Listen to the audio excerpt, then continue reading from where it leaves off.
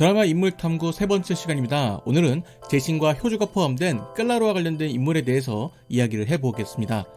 이전에 등장한 회상 장면을 통해서 재신에게는 아버지가 콤플렉스로 작용하는 것으로 볼 수 있습니다.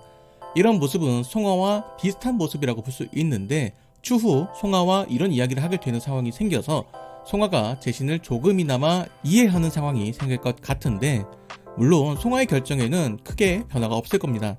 이전에도 말씀드린 것처럼 재신에 대한 신뢰가 없어졌기 때문이죠. 그런 재신이 가장 의지하는 인물인 재우는 구김이 보이지 않는 인물이죠. 보통 재벌 3세들이 사고를 치는 모습을 보이는 것과 달리 재우는 클라르를 물려받기 위해서 열심히 노력하는 인물입니다. 과거 같은 반이었던 재신과 친구가 된 이후 재훈이 가장 신뢰하는 사람은 재신이 되었습니다. 그렇기에 효주와의 결혼도 추진한 인물이죠. 물론 재신이 효주를 좋아하지 않는 것을 알고 있었지만 적어도 효주를 외롭게 하지는 않을 것이라는 믿음이 있었던 것입니다. 하지만 그 믿음과는 다른 상황이 펼쳐지고 있습니다. 가장 믿었던 재신이 자신의 예상과는 다른 모습을 보이는 상황에서 재훈이 어떤 반응을 보일지 상당히 궁금하네요. 그리고 재훈에게 가장 중요한 인물인 지승의 이야기도 빼놓을 수가 없습니다. 밀당도 필요 없고 지승에게 저돌적으로 달려드는 모습입니다. 개인적으로는 두 사람이 어떤 결말을 맞이할지 상당히 궁금합니다. 두 사람 모두 어느 정도 여유가 있기 때문에 현실에 대한 걱정보다는 오로지 자신의 감정만을 살필 수 있는 상황이기에 더더욱 기대가 됩니다. 그리고 그런 재훈의 동생인 효주. 화려한 외모와 확실한 자기 직업이 있지만 그녀는 항상 외로운 인물이었습니다. 어린 시절 부모님을 따라 미국에 갔지만 부모님은 항상 바빴고 오빠인 재훈은 한국에 있었기 때문에 늘 혼자였던 어린 시절을 보냈습니다. 그런 그녀가 재신을 처음 마주한 건 17살 때였습니다. 효주에게 거침없는 쓴소리를 하던 재신에게 재수없다며 응수를 놓았지만 재신이 늘 머릿속에 맴돌았죠. 그렇게 효주는 재신을 차지하기 위한 플랜을 시작하게 된 것이죠. 물론 재신이 자신을 좋아하지 않는다는 걸 어느 정도 알고 있는 상태지만 자신이 바꿀 수 있을 것이라는 확신이 있었던 인물입니다. 그렇게 온갖 방법을 써서 재신을 결국 차지하게 됩니다.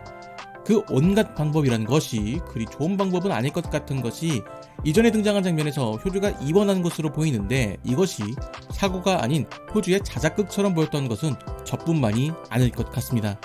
그렇게 재신과의 결혼을 이뤄낸 것으로 보였으나 뜻하지 않은 복병이 등장했습니다. 바로 윤송아라는 인물이죠. 결국 효주는 아무에게도 선택받지 못했다는 불안감에 휩싸이고 그런 불안을 해소하기 위해서 재신에 대한 해코지를 넘어 송아에 대한 해코지로 번지지 않을까 싶습니다. 자신이 벌어지는 것을 끔찍하게 싫어할 그녀를 구원해줄 인물은 재신일까요? 혹은 새로운 인물이 등장하게 될까요? 그리고 현승과 송아가 일하는 클라르 팀의 직원들, 먼저 차장인 성현은 전형적인 직장인으로 보입니다. 사회에서 상무인 재훈에게 보고를 하는 장면에서 진짜 직장인의 느낌이 들어서 연기를 하신 안세아님이 직장 생활의 경험이 있으신가? 라는 생각을 했는데 찾아보니까 그렇지는 않은 것 같습니다.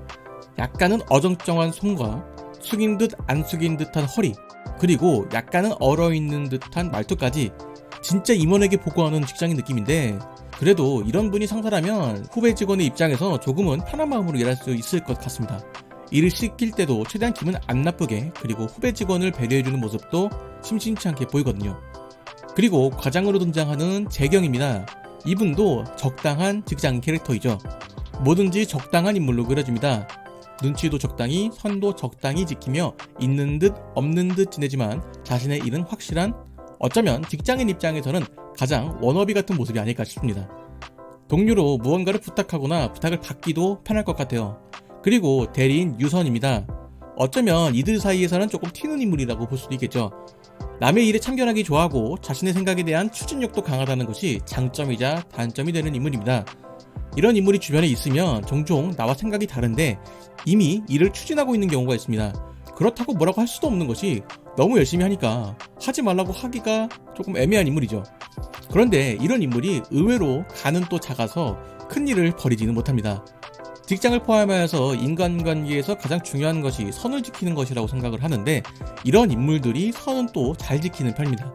물론 기분 따라 종종 선을 넘어갈 때가 있는데 넘어가는 것을 정확하게 알고 사과도 굉장히 잘하는 인물이죠. 미웠다가도 미워할 수 없는 인물입니다. 그리고 이전에 언급했던 강수미 대리입니다. 상사의 눈치를 보지 않고 직설적인 캐릭터, 가끔은 사이다를 주기도 하지만 불안하게 느껴질 때가 많은 인물입니다. 임원들이 있는 자리에 같이 가고 싶지 않은 그런 인물이랄까요? 그럼에도 자신의 일은 확실하기 때문에 믿고 맡길 수 있는 인물일 겁니다. 결국 직장 생활에서 가장 중요한 것은 자신의 일을 확실하게 하는 것이죠. 그거 하나만으로도 미워할 수 없는 존재가 될 수 있기 때문이죠. 물론 그게 쉬운 일은 아닙니다. 마지막으로 끌라르에서 가장 중요한 인물인 이 회장에 대한 이야기입니다. 재혼의 할아버지이면서 창업주의자 그룹의 회장인 그는 자수성가한 인물로 그려집니다.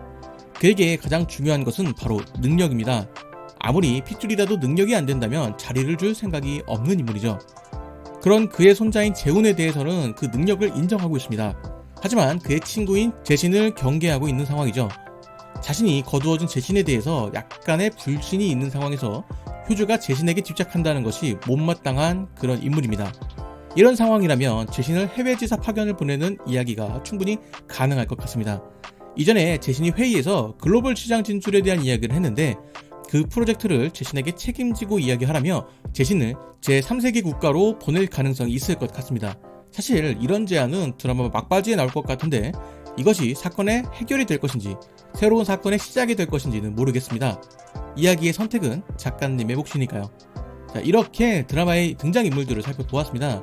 이 외의 인물들은 드라마의 사건과 관련된 내용에서 어떤 역할을 하게 되거나 필요한 상황이 생길 때 언급하도록 하겠습니다. 저는 다른 이야기가 떠오르면 그때 다른 영상으로 돌아오도록 하겠습니다.